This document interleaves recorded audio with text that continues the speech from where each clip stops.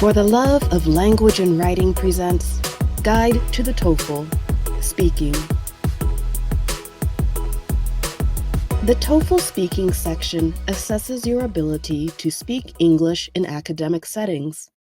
It contains 4 tasks. You will have 15 to 30 seconds to prepare your response and 45 to 60 seconds to give it. The time will vary depending on the task. Remember to only include information that is relevant to the question. Including irrelevant information means that you will run out of time and not be able to provide a complete answer. Those who have designed the TOEFL encourage you to speak naturally and not from a script. We'll talk more about that a little later. Here are the types of questions you will encounter on the test. The first question is an independent speaking question. You will be presented with 2 options and will need to choose between them and explain your preference with reasons and details. It's best to keep your answer simple and focus on delivering a clear message supported with examples and details. There's no need to have a clear introduction, middle, and conclusion here. Just present your answer as clearly as possible. Here is a sample independent speaking question. Some people prefer to live in a big city, while others prefer to live in a small town. Which do you prefer? Give specific reasons and examples to support your answer. You have 15 seconds to prepare your answer and 45 seconds to respond. Here is a sample response. I prefer to live in a big city for several reasons. First, big cities usually have good public transportation systems, like buses and trains, so I don't always need to drive to get around. This saves money and it's better for the environment. Second, big cities often have more interesting restaurants and places to shop, so you can eat different foods and buy unusual products that you can't find at chain stores.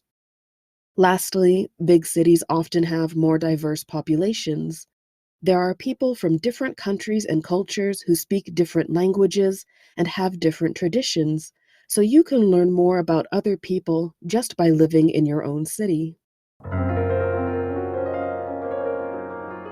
The second question is an integrated speaking question. You will read a text related to something that is happening on a university campus, and you will listen to audio of 2 people having a conversation about the information in the text. You will then need to provide a response about the speaker's opinion and how it relates to the reading passage. This requires you to summarize and combine information from 2 sources. Don't worry about repeating everything you heard or read. Just focus on the most important parts. Here is a sample integrated speaking question. The university is making a change in the services it will offer. Read the announcement email from the university about the change. You have 45 seconds to read the announcement. You can pause the video here if you would like to have more time.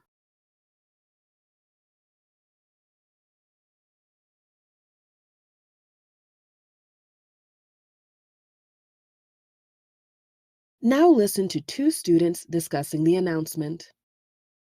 What do you think about the changes the university is proposing? I understand why they want to offer online tutoring, but I don't think it's a good idea to completely eliminate in-person tutoring. Why is that? Don't you think you can get the same kind of help online? Well, it was really great to be able to meet with a tutor in between classes, and sometimes I met with the same tutor multiple times for the same assignment, so they really got to know what I was working on. I don't know if that'll be possible with online tutoring. That's true, but don't you think it's better for students who live far away or who work and need to get help when the campus is closed?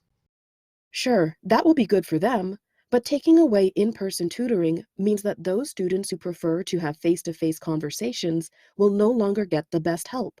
Talking to someone online just isn't the same.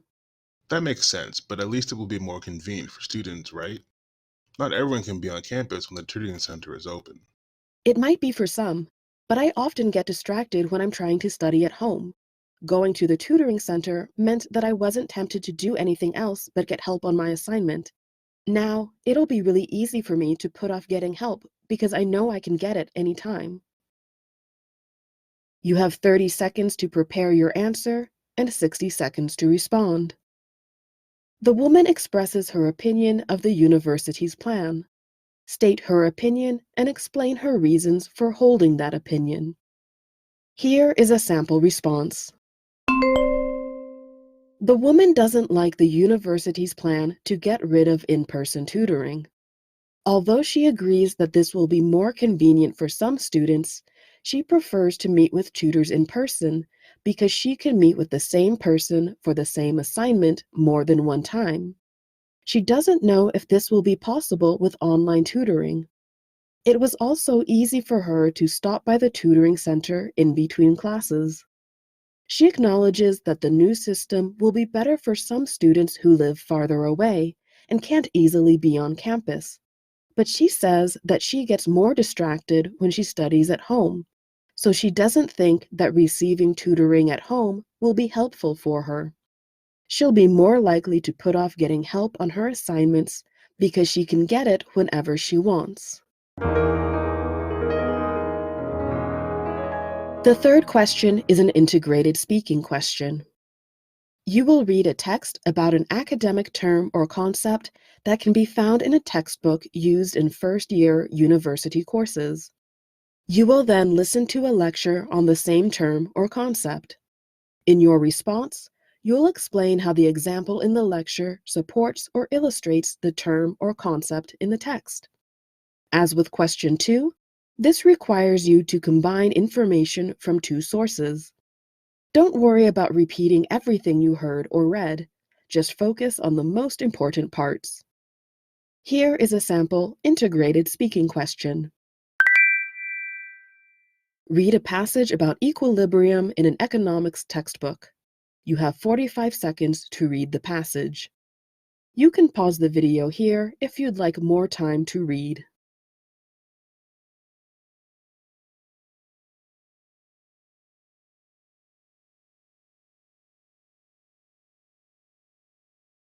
Now listen to part of a lecture from an economics class. Each year during the winter holiday season, there seems to be a new toy that kids must have. Let's say this year it's a new video gaming system that offers better graphics, more exciting stories, and a greater ability to collaborate with other players than previous systems.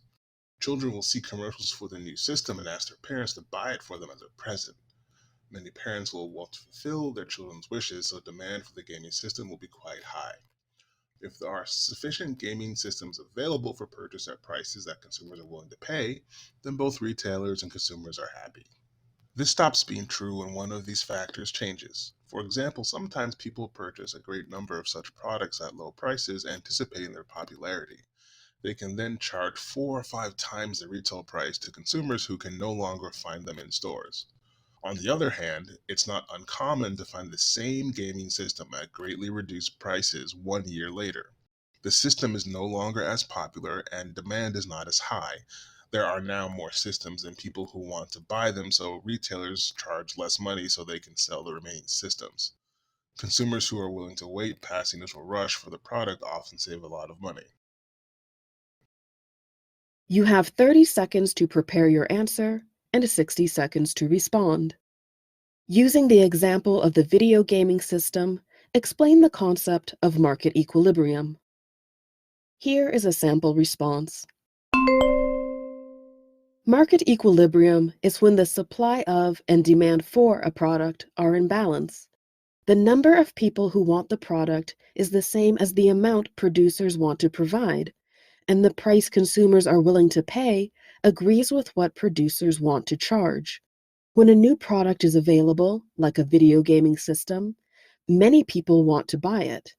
If there are enough systems for people to buy and they think the price is fair, then the market stays in equilibrium. However, the balance can be shifted if there aren't enough systems for people to buy. When this happens, sellers can charge higher prices because there is so much more demand. The balance also shifts when demand goes down, and producers still have systems they want to sell. When this happens, the price goes down. Both the price rising and lowering allows the market to stay in equilibrium.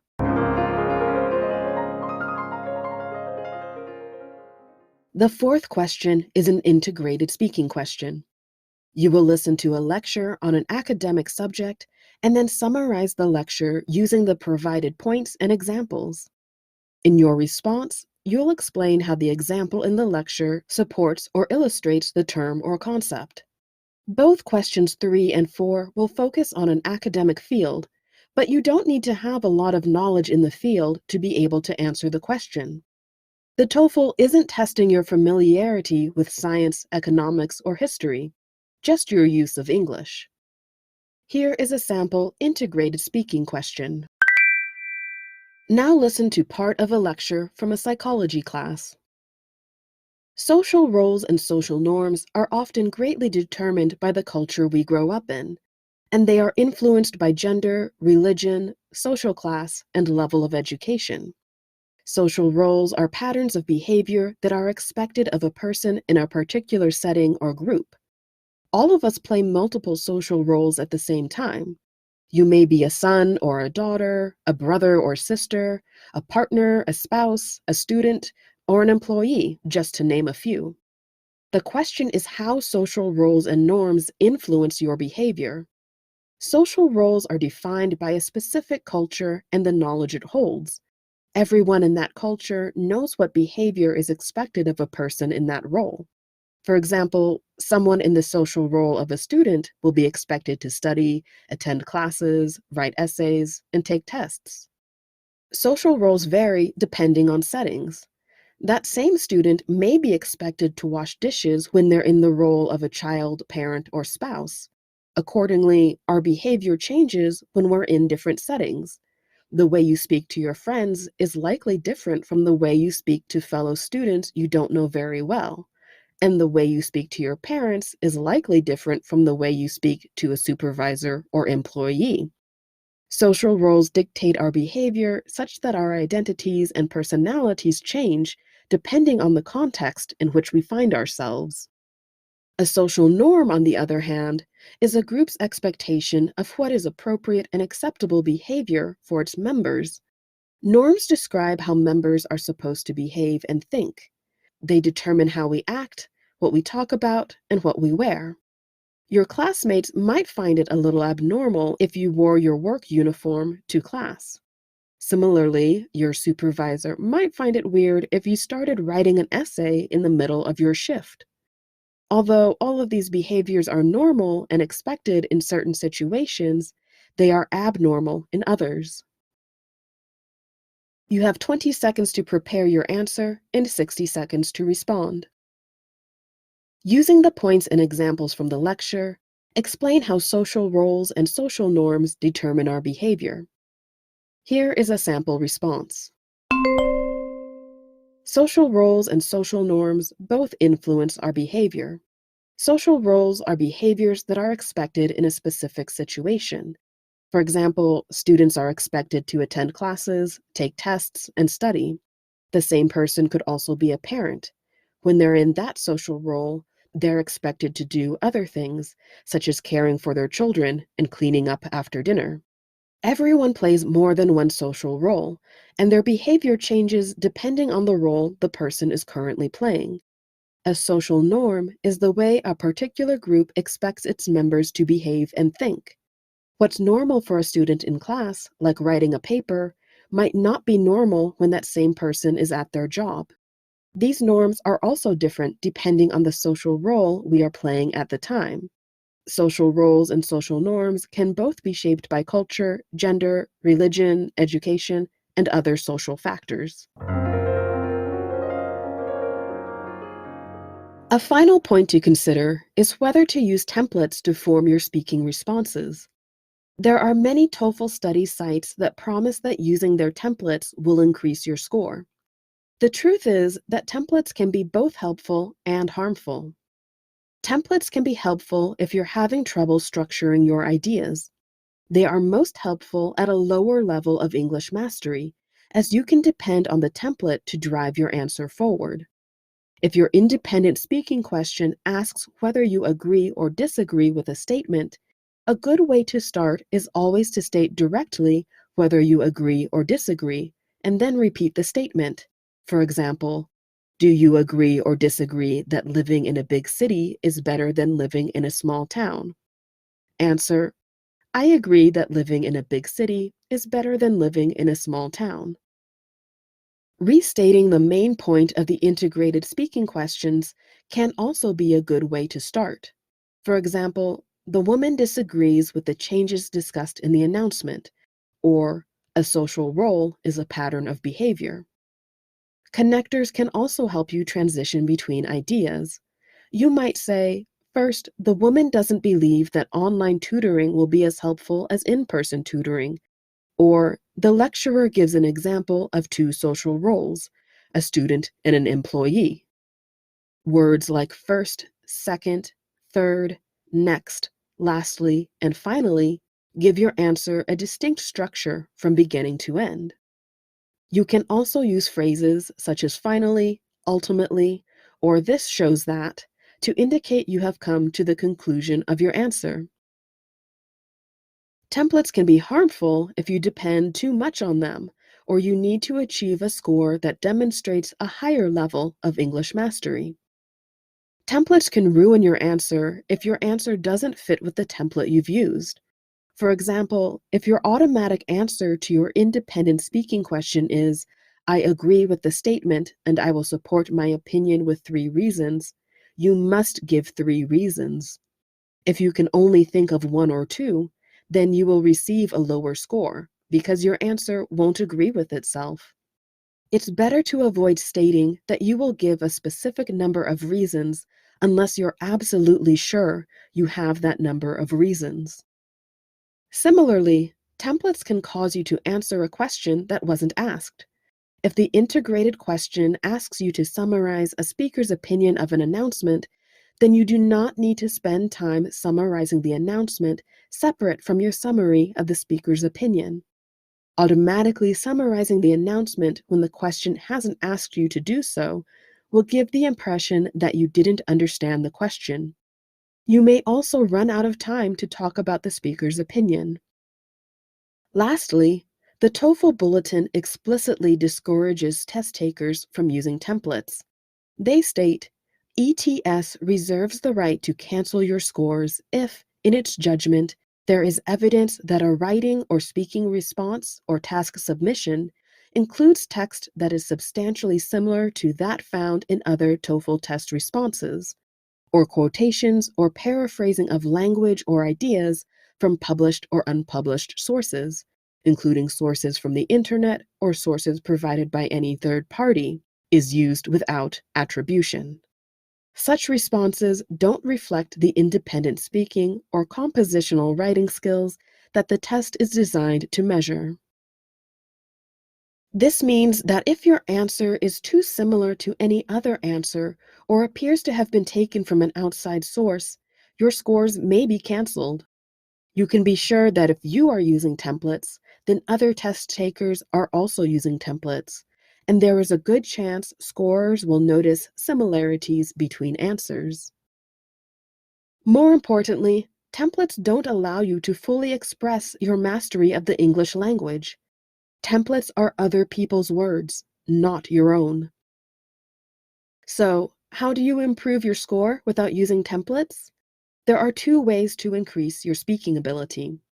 First, practice with a tutor who can offer you suggestions on how to best express your ideas and answer the question in the given time. This type of practice is specific to taking the TOEFL. Second, simply practice speaking more.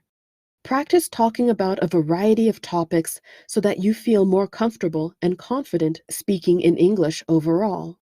You'll not only be better prepared to take the TOEFL, but also better prepared to succeed at your goals for the test and beyond. Interested in learning exactly how your speaking responses are scored? Find the link to the official TOEFL speaking rubrics in the description. I hope this guide to the TOEFL speaking tasks will help you achieve the score you desire on your exam.